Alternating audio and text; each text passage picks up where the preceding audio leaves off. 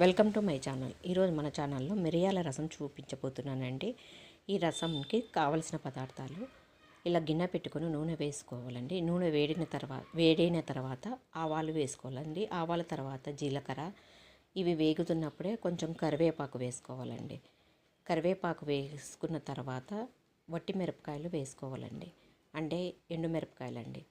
ఎండుమిరపకాయలు వేసుకొని మనము మిరియాలు, జీలకర్ర, తెల్లవాయలు ముద్ద చేసుకున్నాం కదండి, ఆ ముద్దని వేసుకోవాలండి మిరియాల రసానికి. ఇలా కొంచెం అది వేగిన తర్వాత ఉప్పుని వేసుకోవాలండి. ఇది కొంచెం వేగుతూ ఉండగా పసుపు వేసుకోవాలండి.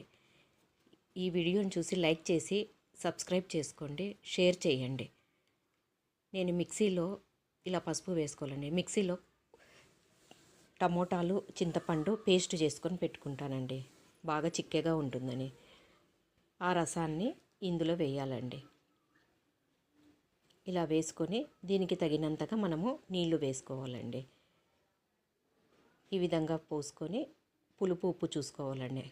ఇది ఉడికేంత దాకా ఉడికించుకొని తర్వాత లాస్ట్లో కొత్తిమీర వేసుకొని దించేయడమేనండి. ఇంతేనండి మిరియాల రసం. థ్యాంక్ యూ అండి.